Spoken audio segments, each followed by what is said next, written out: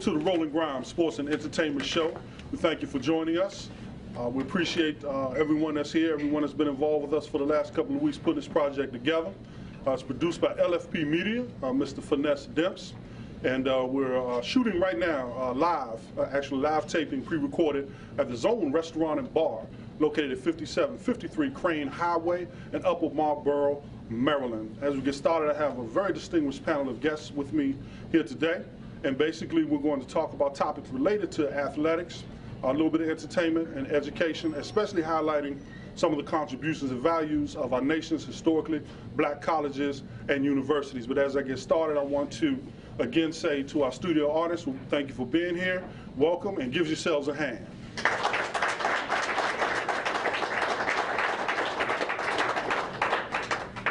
Okay, I'm going to introduce the gentleman to my near right, your left. This person is what I would consider the quintessential professional musician. He's a trombonist and arranger. He has a storied history working with some of the classiest international acts in the world of music, including Alex Bugnon, Brian Culbertson, Bootsy Collins, George Clinton, the P-Funk All-Stars, currently working with Chuck Brown, and also doing some work in his own private projects. And he also worked with the Purple Man himself, Prince and the New Power Generation. Ladies and gentlemen, I introduce you to my friend and my brother, Mr. Greg Boyer.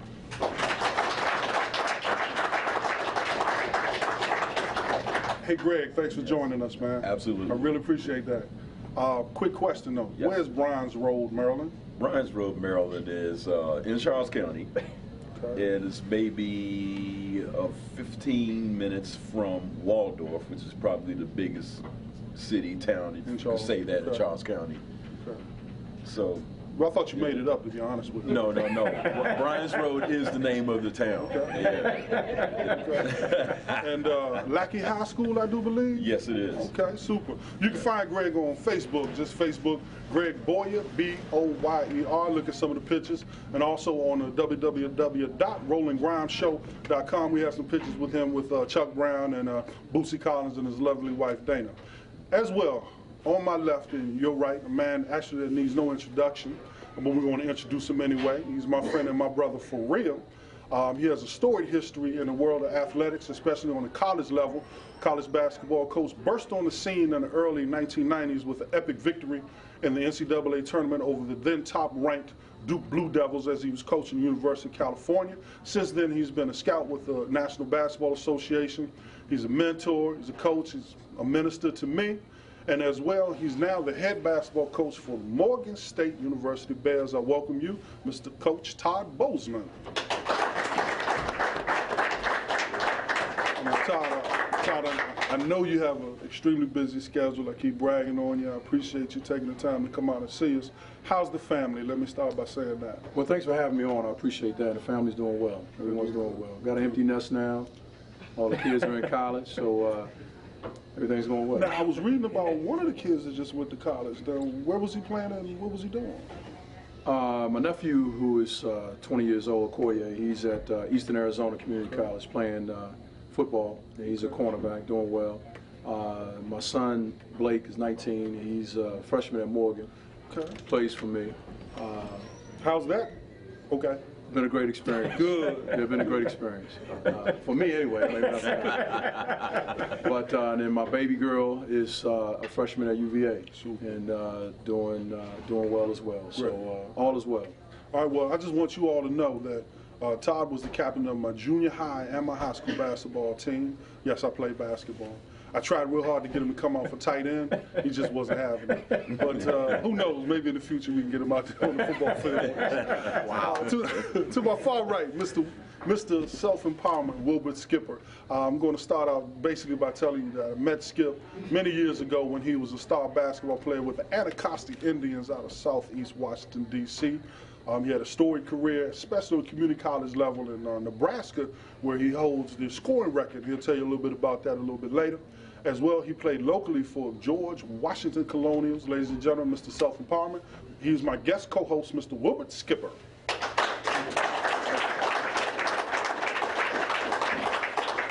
Thank you. Now, Skip, I just went through a litany of stuff that you're involved in, but tell me a little bit about some of the work that you're doing professionally right now.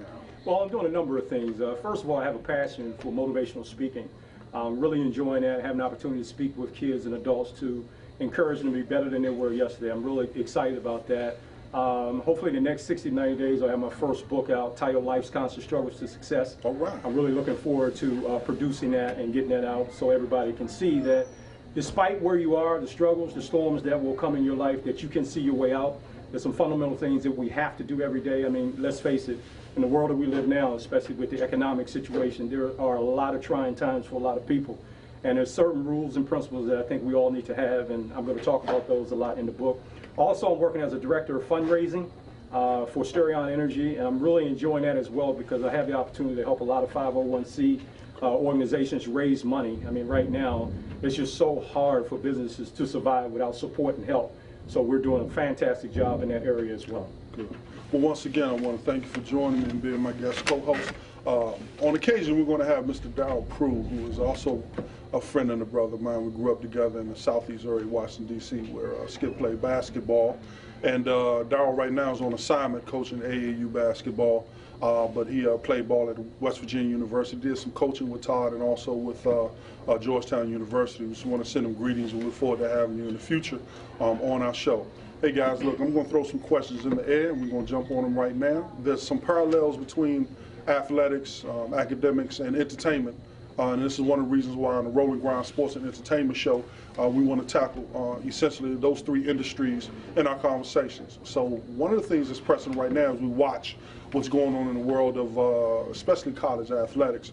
We're hearing and seeing a lot of stuff that's going on, some of it positive, some of it not so positive. Well, there's a question I have on my website right now asking, is the NCAA doing a good job of helping to prepare student athletes for the real world once they finish? I have my viewpoints on it, but I'm throwing it out there right now. Let's talk about it. Well, I'll take the lead on that. I think the NCAA is doing a good job in many ways, but obviously there's always room for improvement. When I look back at my days of playing at George Washington University, they had a lot of things in place that helped us, like the after class setup where we had counselors and things that nature that we could always use to help us in that area as far as academics is concerned. But one of the things that really concerns me about the student athlete is being able to prepare the student athlete for after basketball, after football. I think that's essential and very important. So I think from an NCAA standpoint, they can do a better job at preparing kids for after basketball or football is over with, making sure that they become a model person for the real world. Because as we know, when you leave college and you jump into the real world, we're talking about a multicultural world. We're talking about That's a good things. point. Now, how does some of that happen with the demands on their schedule and their time? I mean, how do you wedge some of those? Well, one of the things, Professional development type one of the things I think can happen is just like you allot time for practice in the morning and practice in the afternoon. Of course, we know you have your scheduling of games. You can allot time. Maybe there needs to be a course instituted where you just concentrate on shaping the human being or the student athlete so that they'll be better prepared. Of course, this goes back to parenting as well. I think if you go back to the household and you look at the parenting situation, of course, the kids that have better structure, have discipline as they're growing up are going to be some of those same kids that are probably going to do much better in a college setting and probably after they've finished playing football or basketball. But that's just one ideal that I have. It may not be the answer, but that's just one idea. Well, it sound doable, or are we California dreaming? Well, that was when Skip mentioned brought in the parenting deal. That's pretty much where I come from, and I know everyone does not have the same structure. So I want to say that I think the NCAA is making a good effort, but I don't want to place it all on their shoulders because it's not all on their shoulders. It's on not necessarily the parents, but the guidance and the mentors that the athletes or that the students are under. And so it's a society thing, and I think that we have to do a better job as a whole to help prepare the student athletes. I don't think you can just put it on the NCAA. Like I said, they have a good structure, but they have to give the coaches, because you're trying to balance. In one instance, they hold the coaches accountable, but then they don't give them enough time to be with them. So you know that's kind of hard, and it's hard to have an impact on a young person's life if you don't have access to them. Absolutely. You know, it's just like your children. I mean, if you don't spend time with them, and here the analogy is, you know, the parents that are working hard to try to make a better way for them, spending all their time at work and less time with the kids. Absolutely. So now the kids are raising themselves, and Absolutely. the friends are help raising them. So it's kind of the same thing in the NCAA. So I just think that it you know, it's back to the same old adage that we've always heard: it takes a village to raise a child. And so it takes everybody. Absolutely. It's not just you can't just put it on the NCAA. You have to put it on everyone, and we have different, you know, viewpoints that get involved in that. So I just think it's a bigger picture. I remember playing ball at Syracuse University when I played football there. I remember I did a lot of raising of myself, like you said earlier. I mean, the coaches were real limited. I mean, once we finished practice, basically, they were supposed to be out of my life until the next morning. Right. Has that model changed much? Well, it's changing a little bit, Okay. just because they give you a little bit of time. But you know, you still have recruiting. You still have, as a coach, you got recruiting. You have limited time. scheduling. You know, you have a lot of different things that you have to Absolutely. you know, attend to. So that kind of puts a kind of separates your time a little bit. And then you get invited to the Roland Grimes show. Exactly.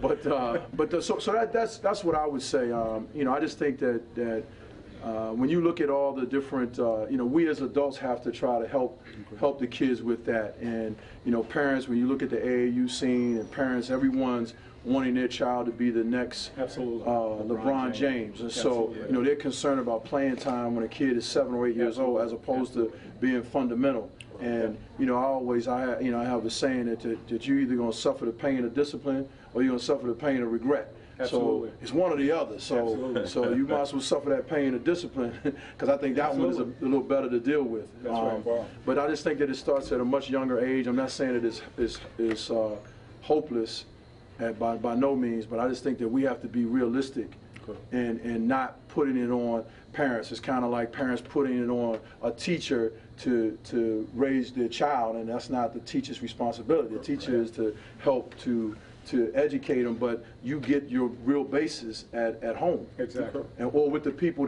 because everybody doesn't have parents, but your mentors are the people that are really kind of guiding you. Well, that's going to be the title of your first book, Pain of Discipline or the Pain of Regret. I'm going to help compose it for you. I'm actually working on my book, but and I've suffered both, so I'm not going to title it that, but we're working on it. I appreciate that. Well, in terms of that discipline that you're talking about, you need that in any particular walk of life, any profession, relationship, etc. And I think it requires just as much discipline to be in the music business. Yes, I as mean, it does anything else. Anything you do requires discipline, and it's a matter of, one, how bad you want it, which will fuel how much work you put into it, and two, I mean, like you were saying, it takes a village to raise a child. Sometimes the foundation, even as basic as making sure someone goes to church, so you can learn right from wrong. A lot of the problem is everybody knows right from wrong. They just think that they can get away with certain things that they shouldn't.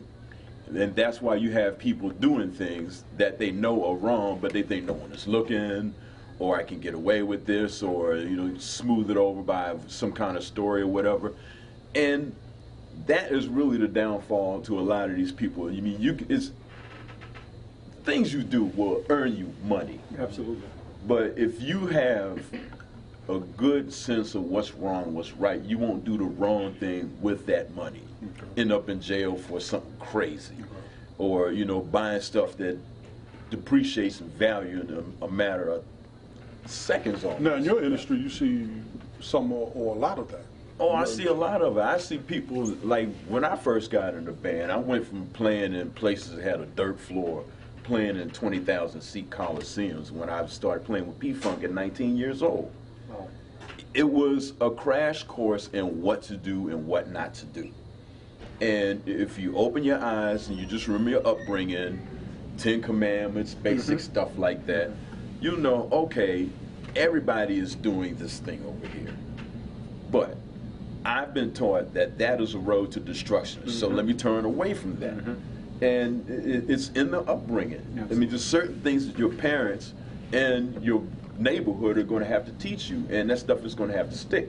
Well, I'm going to go on record right now, just because we've been running this survey on our website, and we've asked people what is their perception of the NCAA, quote unquote, coaches, leaders, etc., in terms of. Jay, you're losing the games for us. You're not even using the picks. You shot 1 for 27. I'm not the one that's not coming off the picks. Y'all done here? We want to play some full court. Oh, yeah, we're good. No, we're not. Y'all want the court, you play for the court. That's what real men do. So y'all want to play for it? Am I stuttering? You're not going to punk us. I'm not serious. I am serious. People come in here and they think they got us. They don't have nothing. This spring. Babe, I got us lattes. I'll be right back. I'll be right here. Ah, you were an animal last night. So, babe, I was thinking we could go on our first real date. Yeah, babe, we should do that. Oh, yes. No, he didn't. He took my coffee. Guys, happy Valentine's Day, sweetie. And you too, Mom. I'm just gonna leave you two alone. I'll call you. Or not. Will be guys. Sally's slammed. Go park some cars. Whoa, she's so sweet to the eye. She walk right by with her nose in the sky. That's my car. She don't even know who I am. Got a two-piece. Okay, where's the window? Hi. The Dark Knight strikes again. But women have had enough. What is the problem with men of this generation? Ladies, till you understand the mindset of a man, you are never gonna win in the game of love. Act like a lady. But think like a man. Now one book is changing the game. What are your short-term goals? What are your long-term goals? What are your views on relationships? Who are you, Oprah? I could use a nightcap. She has this 5-date rule before I get invited up. We like friends without benefits. She thinks I'm a chef on the rise. She's going to run when I tell her the truth. I'm totally screwed. Mom, what is this? It's the new read for my book club. Family Feud, Steve Harvey? He doing something to bust like that? This man is a traitor. They know all of our maneuvers. This is war, gentlemen. We used his words to get what we want. Hey, Mike, how old is your mom? What? I'm not saying it like that. I am. It's like that. Miss Loretta, I'm ready for the rest of the tour. Now, when the truth comes out, He's a part-time waiter. There's no such thing as a perfect man. the game is on. Only women I want to talk to tonight are dancing naked down to the Butt Factory. I need to be held. I need you to rub my back. Put me in my onesie. Whatever you need to do, baby, I'm yours. Yes, I can. Doubt that I leave. I wonder what this plan. Pull me, grab me, grab from the bucket game. I have to show I'm a guy with potential. Sweet. Where to? Damn, look how small your skirt is. Woo! Think like a man. I've been taught that that is a road to destruction. So let me turn away from that. And it's in the upbringing. I mean, there's certain things that your parents and your neighborhood are going to have to teach you, and that stuff is going to have to stick. Well, I'm going to go on record right now, just because we've been running this survey on our website, and we've asked people what is their perception of the NCAA, quote unquote, coaches, leaders, etc., in terms of what they're doing to help prepare student athletes for the real world. And basically 80% of the folks are responding negatively and saying they're not doing a good enough job. And I have some commentary that you can read about on the website itself. But I found that to be very striking. 80% is a lot of folks. Now, tell me a little bit about why does that perception sit out there? Is it media driven? Is it real? I mean, I have my own experiences, but I mean, you get to deal with a lot of different athletes, a lot of different people in different venues. I mean, how much of that can we institutionalize in terms of change, growth, and development? And how much of it is really going to be based on your upbringing and what you do with the resources you have in front of you? Well, I agree with Todd. I think it's a combination of many things. It's the family structure, it's a little bit of the NCAA, but it's also the people that, like, for an example, when I was coming up, there was Glenn Harris at Douglas Junior High School when I was an 8th grader. Very short story. My best friend now, James Chip coach. We were competing all summer. Thought we were going to make the team. Richard Mosby was the head coach. It was an honor to be a Douglas Hawk. As a matter of fact, Mr. Jordan, who's now at Carroll, came through the Douglas Junior High Ring of Honor.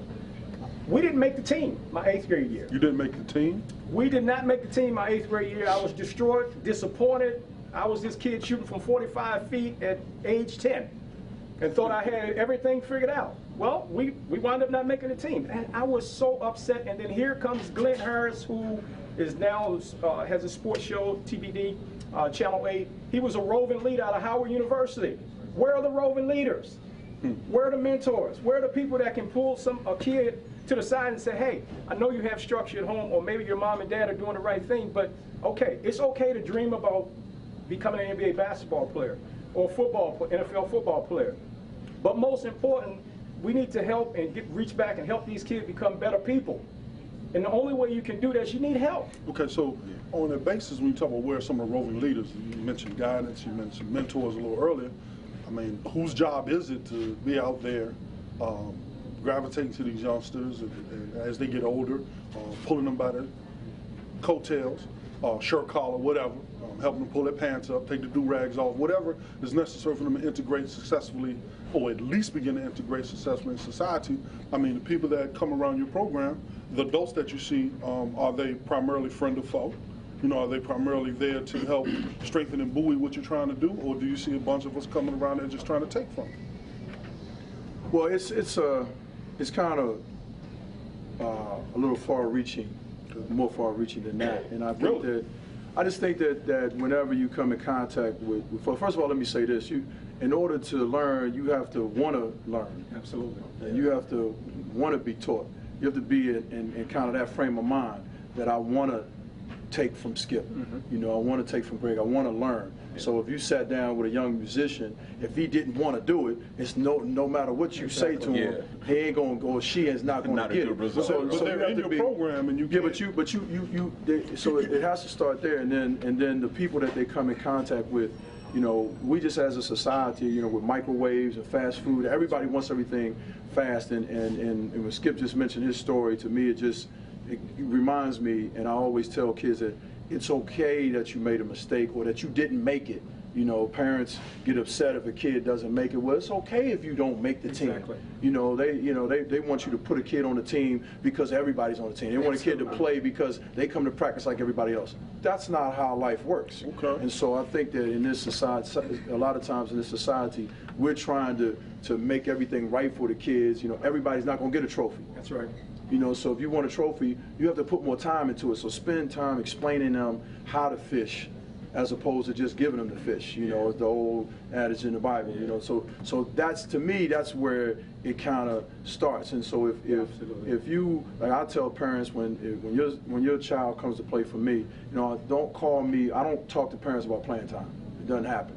I'll talk to you about their well-being and, you know, academics, but I'm not having no conversation about playing time because my practices are open. They can come sit in practice and watch practice, and if you sit in there, you'll understand why we do what we do. You'll understand I don't need the Saturday morning or Sunday morning quarterbacks or Monday morning quarterbacks, because if you come into practice, you're going to see what I'm dealing with, and whether we're having success or whether we're not having as much success, you're going to see the reasons why in practice. And they'll be able to objectively. You can come to practice, and everybody doesn't do that. And I'm not saying everybody should always open up their practices, but I'm comfortable with it. So you can come to practice, but I don't talk to parents about playing time because like an athletic PTA.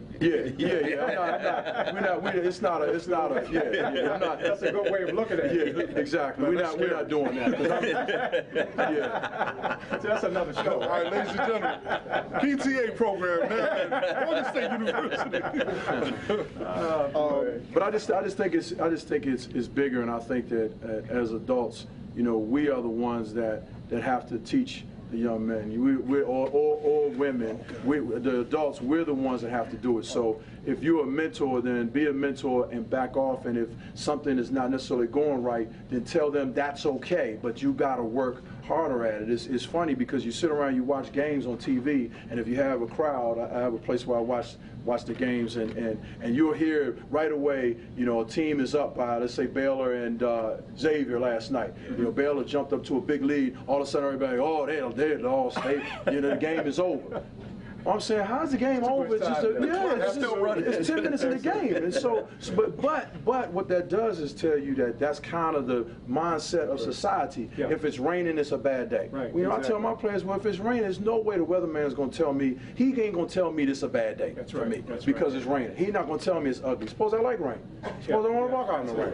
Well, you know, so it's all how you view it and how you approach it. So I just think that we have to constantly definitely let kids know that you can get there. You know, people want to complain about, well, I'm in the inner city. We don't have books. We don't have that. Hey, it's a whole lot of people that have been successful without having that. Absolutely. Without having books, without having, you know, a lot of different things. So you can't use that as a crutch. You gotta find a way or make a way. It's just two choices. Having said that, real quick, because I know Greg is here breathing, so I know you're coming with something. No, I have this thing where I tell my kids, and sometimes I have family discussions, I don't want to hear excuses. I want to hear solutions. That's right. And when you said no books, there's libraries everywhere. Absolutely. It ain't that hard. I mean, they're in your neighborhood. Go down there and grab Heck, you got internet now. They're on the internet now, yeah. There's a whole lot of ways around any problem. Absolutely. All you have to do is want it. It goes back to what I was saying earlier. If you have the desire, you'll figure out a way to make it happen. Yeah. Well, and then to add on to that, when I look back, and I know we're telling our age now, but when I look back, when I was coming up as a kid, we didn't have some of the resources that a lot of young folks have now, but a lot of us made it out with limited resources. Now, what it did for me individually, by having limited resources, my parents made sure we had certain things in the household that we needed, but we didn't necessarily have everything that we wanted to have. And because of that, as I progressively move in my life now with my wife, with my kids, and now grandfather, I'm trying to instill some of those same things in my kids and share that with them in hopes that they see it and it works for them as well. So right now we're going to take a quick pause for the calls, and when we get back, we're going to talk a little bit about, are we talking about teaching the kids, who's going to teach the adults? We're going to talk a little bit more about education and get into some other aspects of sports and athletics. When we return to the Rolling Brown Sports and Entertainment Show shortly.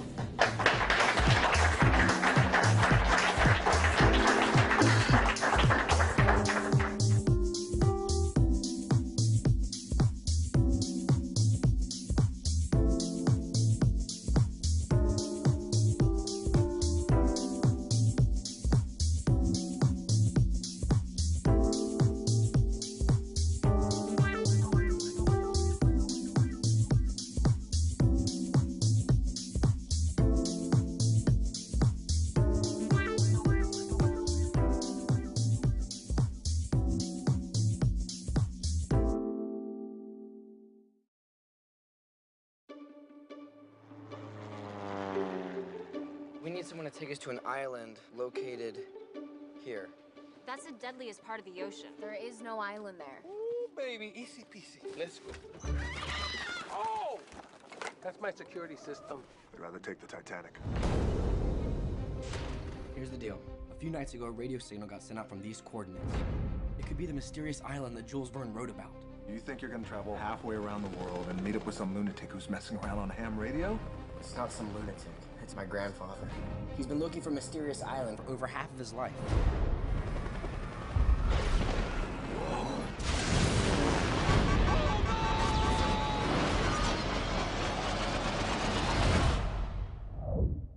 Where are we? Hey, I think I found a way off the beach. Ladies and gentlemen, I give you The Mysterious Island. This is heaven, I'm checking in. This is amazing. Well, don't just stand there. Grandpa! Who's up for an adventure? What is this place? Atlantis. Mountain of gold. I can't believe it.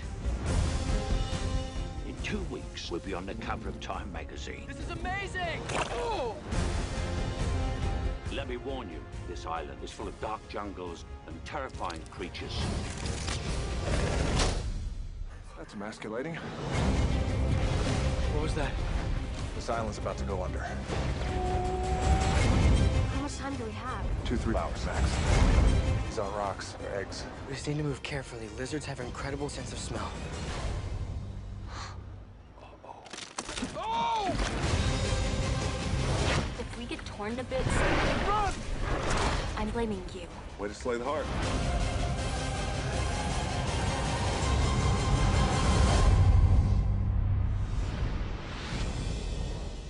Getting the attention of a woman is one of the hardest things to do. So you've got to do this.